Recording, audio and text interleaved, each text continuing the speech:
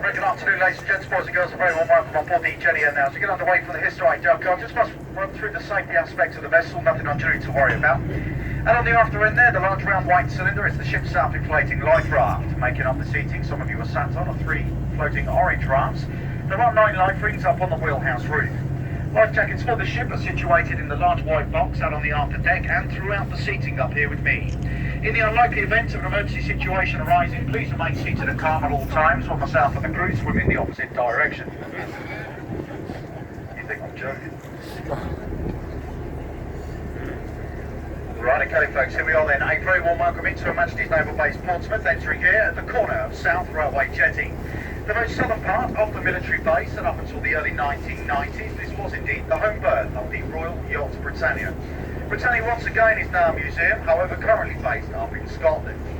Here at Portsmouth, we're under the watchful eye and command of QHM, that is the Queen's Harbour Master, a very important gentleman that lives in the large red brick building there with all the white windows. This is known as Semaphore Tower.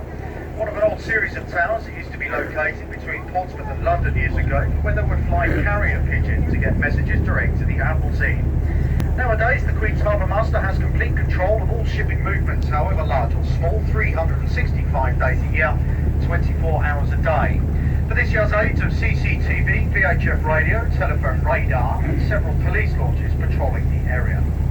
Back to South Railway, as the name suggests, the old railway lines used to run into the dockyard here, therefore bringing thousands of troops back in both world wars. The blue fronted building there is the old ticket office for that train station, and coming out from behind that very shortly will be a wallless canopy building, which is the old train's platform. As we go on to the end of South Railway, we have a gap in the quay wall. This is known as the Camber Dock. Inside there is the home to the local Admiralty pilot launch, and of course the Border Force vessels as well.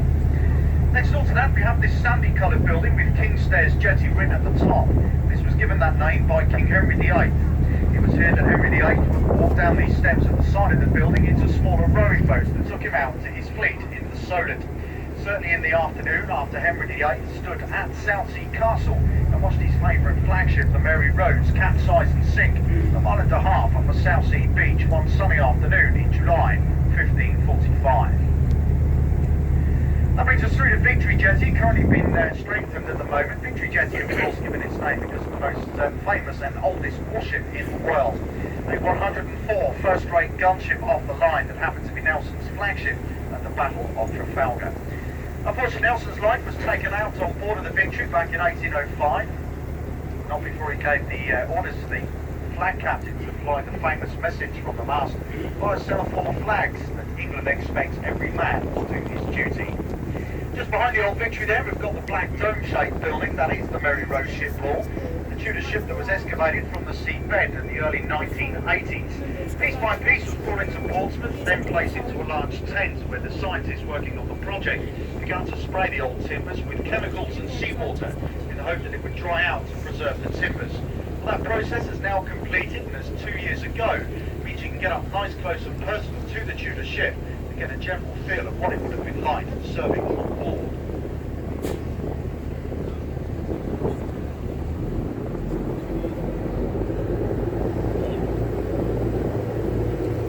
Just checking you can all hear me out the back, did you? I'll call you back. And that brings us nicely through to what is now known as the Princess Royal Jetty. It's another berth that has been strengthened.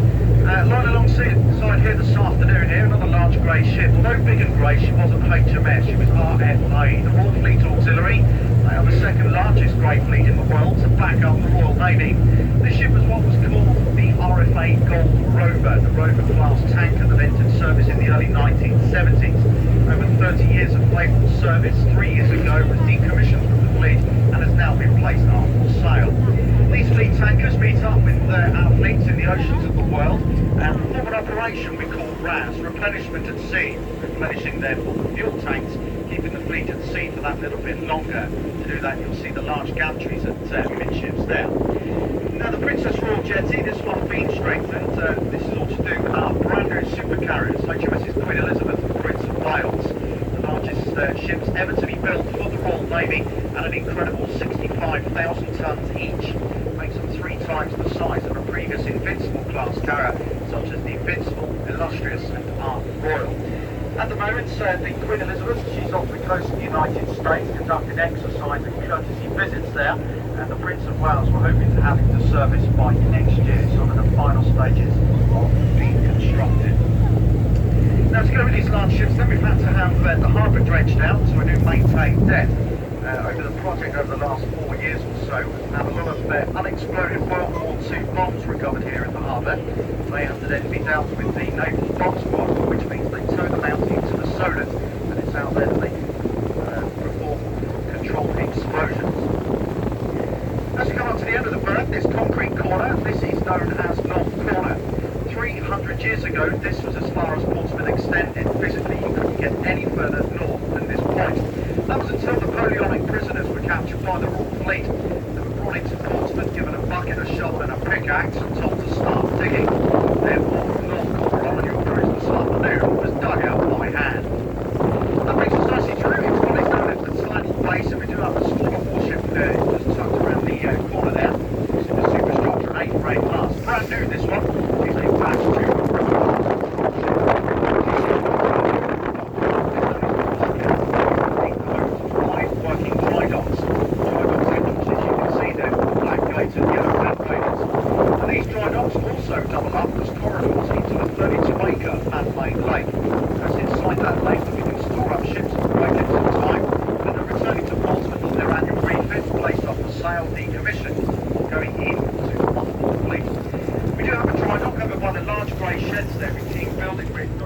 Portsmouth written on the side. The dry dock next door to that, in fact, featured in a recent blockbuster movie starring Russell Crowe and Anne Hathaway. The movie called Les Miserables. It's where they made the opening sequence of the film. In those large grey sheds, over the years, we've had several companies building ships for the fleet, such as Gosport, and BAE Systems. Most recently built in those sheds by BAE were the bow and stern sections only of the Type 45 destroyers. And we have 6 of these in the fleet with a cost of £1 billion each. The centre part of the ship was actually built up on the Clyde in Scotland. So when the components were finished here, they were taken by an ocean-going barge all the way to Scotland to be joined to the rest of the ship.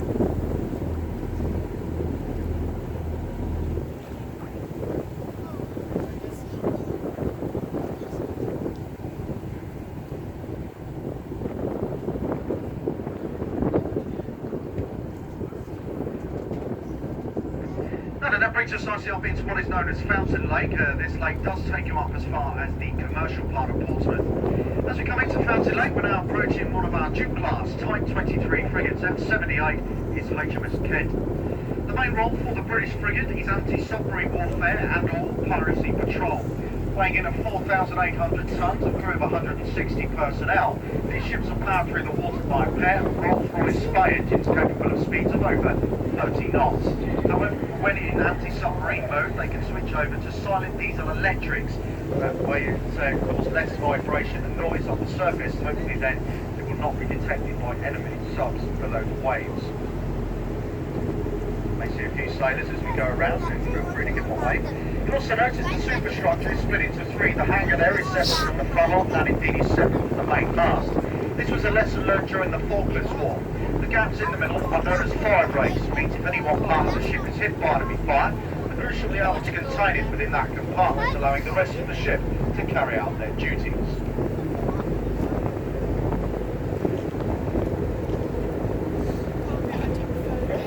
That brings us nicely through to a sister ship, F83 here, HMS St Albans, talk you through the weapon systems of the Duke-class frigate. At the after end, or the blunt end if you like, that is the flight deck, that is for the large Sea Lynx or Merlin Helicopter. These ships aren't complete with their own enclosed hangar. Hidden within the superstructure are twin sets of Sea Dart missile systems. Throughout are close-range weapons such as 30mm cannons and decoy systems. There is a 30mm cannon just forward of the funnel beneath the cover. You'll find the outline there. Now the main arson carried on board of these ships is right up on the bow. That's of course there we have 4 tubes on a set of cradles, 4 either side. These are the 8 harpoon launchers. The grey box there with the door open at the side, that is the silo for 32 Seawolf missiles. And right up on the bow of the ship, carried on the frigate and destroyers in the fleet, is the very large there Vickers Mark 8 4.5-inch cannon. Now to give you an idea on the sheer power of that cannon, if we were to fire a shell from the St Albans here this afternoon, we could land that shell right in the heart of Southampton football ground and completely obliterate it. Which isn't a...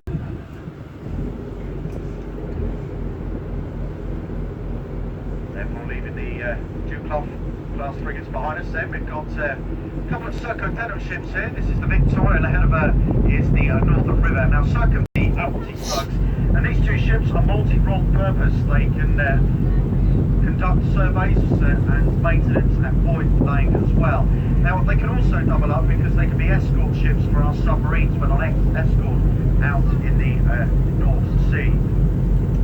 Just across the quay wall, another large grey ship there. That was the Royal Fleet Auxiliary Diligence, a bit like your local mechanic's garage, this ship. She followed the fleet around the oceans of the world, supplying spare parts for main engine systems, engineers, as well as lending air support. You'll notice up there is a very large helicopter landing pad right on top of the bridge of the ship. Now as we leave the military base behind us, turning around into the commercial part of Portsmouth, staying on the right of us there on the land side of things, we have the circular stone clock tower. That tower built just over 300 years ago so that the prison guards could keep watchful eye over Napoleonic prisoner hard at work. Next door to that we have Albert Johnson, Flat House Quay. Got the Astoria here. Now she's conducting a survey at the moment. Behind her, the large container ship, the Merlin Nottingham, and she came in about an hour ago now. She's a general cargo ship, as well as bringing in citrus fruits from the warmer climates of the world. Portsmouth now is the 2nd largest importer of fresh fruit in the UK. The Astoria here, a local cruise ship. These cruise liners are coming more and more into Portsmouth now. It's certainly over the last 3 or 4 years. We've become busier and busier since P&O ferries moved out. Now of course then, the main contractors here from Portsmouth are breeding ferries, and they go to Caen, Chibwell, Le Havre, St Malo, Santander and Bilbao. You'll see the Bretagne, one of their smaller ferries, and one of the larger ones alongside, the Cap Finisterre. Now breeding ferries themselves are run to Caen, Chibwell, Le Havre, St Malo. Now they were started by a small group of French farmers years ago. It's becoming far too expensive for the farmers to export their produce to the UK, so they clubbed together, bought themselves a ferry. 30 odd years later they find themselves multi-millionaires.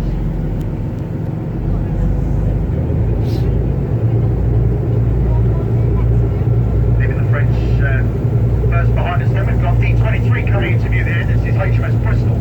She's a Type 82 destroyer, but the only one of her class ever built.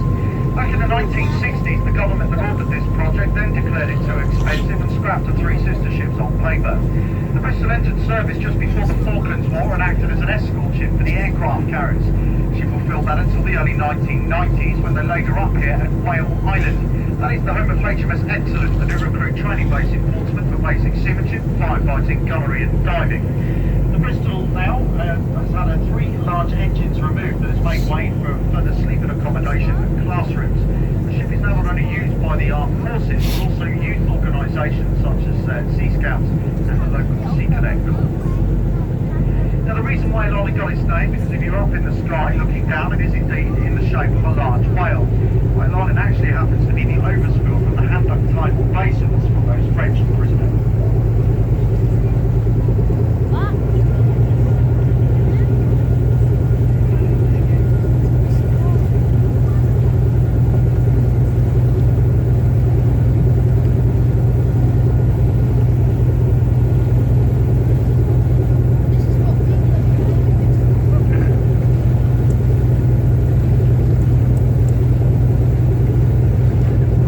folks leaving well on behind us, looking slightly further away there. We've got the very famous Portsmouth Hill with the large chalk cliff there. To the top left of those chalk cliffs, we have a low-level red brick building that is known as Fort Nelson, a highly classified military base. To the top right of the chalk, you'll find a couple of large grey towers. Those towers indeed are the mock-up superstructure of a brand new Type 45 destroyer. These are the Samson radar simulators. Now the Samson radar is the most powerful radar in the world, developed by BAE Systems. Actually enables our destroyers to pick up an enemy object the size of a cricket ball travelling through the air at speeds of Mach 3, 3 times the speed of sound, backed up in 3D picture. Bring your eyes down to the foot of the hill. In the middle there is a grey shed, of which just in front of that shed are the outer battlement walls of Portsmouth Castle. Very first constructed back in 285 AD, but over the years given many upgrades by great British monarchs of the past. The castle itself that was to be used as a retreat by King Henry VIII. Nowadays it's open to the public and is run by English Heritage, leaving between us and that castle, lurking beneath the surface of the water, a further 16 square miles of mudflats, further overspill from the Hamburg tidal basins. Well, keep quiet for just a minute, folks. Give you a rest from my voice and give you a chance to take in your surroundings. So closer to us there, the concrete structure with the great cranes on top, that is the home of URAF. That stands for Harbour Ammunition Facility. Now this is where we tow warships alongside with the duty tugs to have their live ammunition placed on board before leaving Portsmouth for their deployment. Now it's done out here in the middle of the harbour because of the safety aspect. If we were to load a warship alongside of the naval base, if an accident were to happen, the chances are, if that accident wouldn't just destroy a £1 billion warship and end up taking half of Portsmouth with it. Keeping in the theme of live ammunition, here on the Gosport side, we have this old cluster of red brick buildings there at the base of the pier. That is known as British Navt, which for many years was the live ammunition storage for the fleet. Recently, this was converted into one of the local museums, known as Museum of Explosions, where you can learn about naval firepower. These are accessible via the White Bridge to the left of the buildings, and that White Bridge is called the Millennium Bridge, and that covers Weevils Creek. That was given that name by the sailors 300 years ago because of the weevils that used to live in their ship's supply of biscuits. And as we come back through North Corner, I mentioned about those Napoleonic prisoners. Well, where these small yachts are just on the right here, where they used to keep the prison hot ships. As you can appreciate, over 300 years ago, conditions were not very nice here for the old prisoner. They were made to work with 18 hours of labour.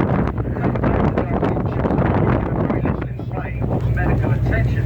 Meant the prisoners didn't last very long. In fact, when they passed away as a result of their injuries and lack of nutrition, their bodies were taken by a rowing boat to this small island with approaching climbing trees, which is Burrow Island, and has a nickname, North Island.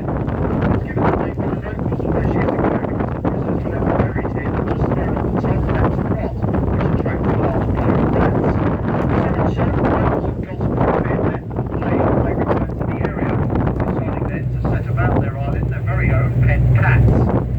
Unfortunately, their cats never returned. They were never seen again. The old saying that rats fatten than cats.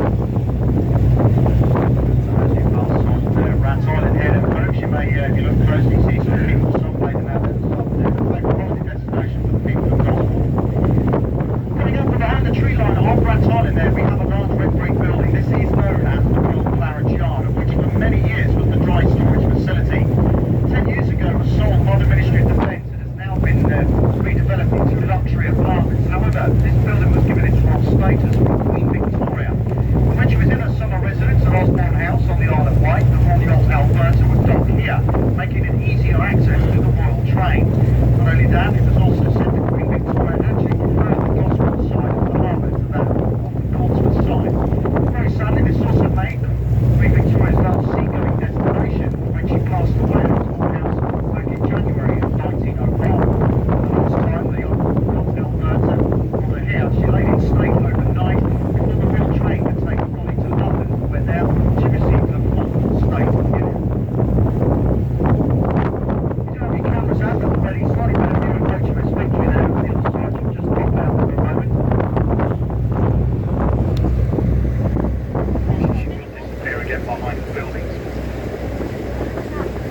So here on the right of us, as we push on through, we're now approaching this long pier structure. This is known as oil fuel jetty, with the Navy can pull over 60% of their fuel from. Over the last 4 years, the highlights on this jetty have now been renewed.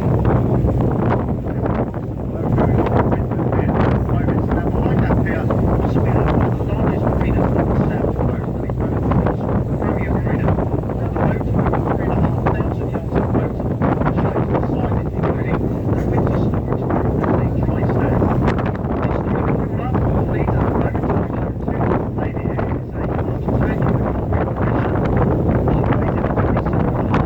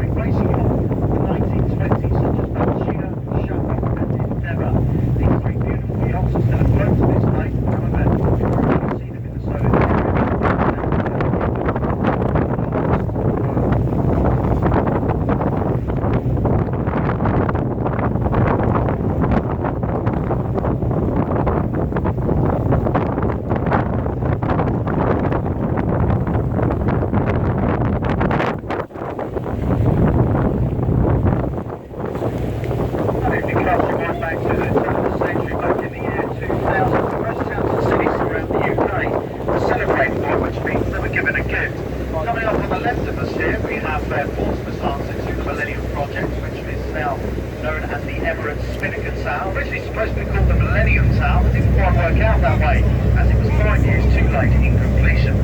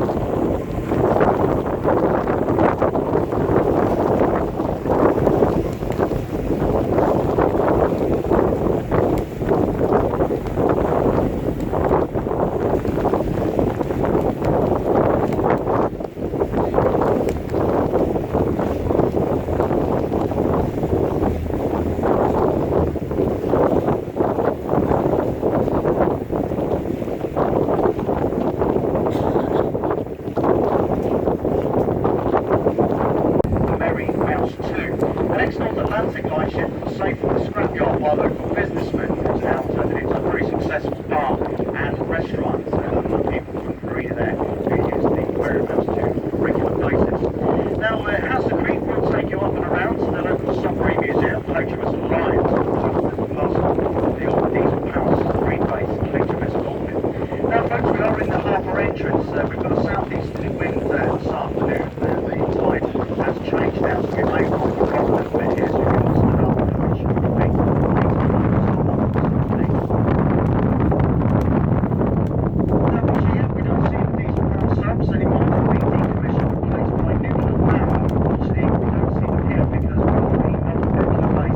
Because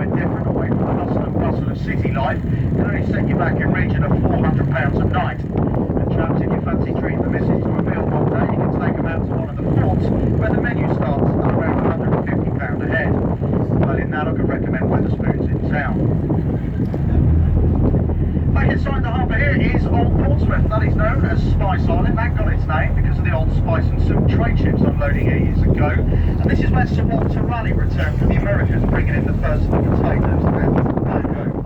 Together with his two traditional pubs, the Still and West and the Spice Island Inn. Now these two pubs were the favourite of Nelson himself. When he was here at Portsmouth, his officers and crew would often end up down here at Portsmouth, after a few beers, and then walk around the corner into Broad Street, taken from the American term broad for loose lady, as that's where the ladies of the night would sell their ill reputes across the soda. This is where things get slightly confusing. I'll have two big up and drop-off points. We're now arriving at the first of those, which is Gosport Quay. So, very sadly for those of you that joined us here an hour ago, on behalf of myself and the crew, sadly time for you to leave us behind now, folks. Thank you very much for coming with us. Have a great afternoon here at Gosport. A bit of shopping, something to eat, or a few beers. So happy shopping, ladies. Commiserations to the men. For those of you that joined us in the historic Dockyard, you have a choice. You're more than welcome to remain on board. I'll return you back there very shortly. However, if yourself fancy a bit of retail therapy, something to eat, or a few drinks, it is only a 5-minute walk back to the Dockyard. Well, in that happy there, you'll see you safely on Semaphore Tower. It's been a pleasure to talk to you all, folks. Thanks for listening to me, but more importantly, thanks for staying to the end. Bye-bye for now.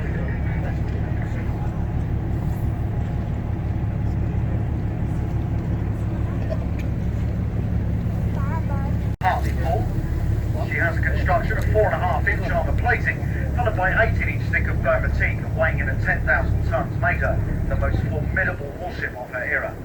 Dual powered, not only sailed, but she had a steam engine, in fact the same boiler that was later on fitted to the RMS Titanic. Looking at the back of the ship, just beneath the scaffolding, you'll notice a gold blade of the ship's propeller, a very special propeller and a novel feat of engineering for the Victorians. This is because when they hoisted the sails, they could also raise the propeller out of the water. This prevented the ship from being slowed down from the drag caused by the prop. So, of course, they could maintain optimum sail speeds of 14 knots. Quite incredible for a ship of its size. Nowadays, not just a museum, but also has a licence on board for civil ceremonies, which means if you're daft enough, you can get married on board. Hurry out the captain's cabin for your day's events. Now, for the whole Harbour to see, the ship's crew will fire a special message from the past. It's a flag of your wedding day, such as good luck, well done, or congratulations.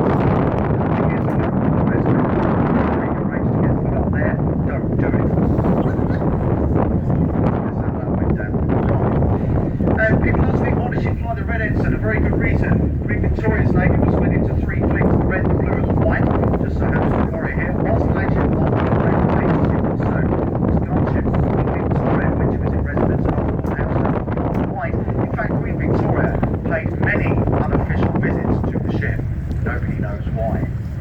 That's it from us, folks. Thank you very, very much for coming with us once again. Just bear with us now while we get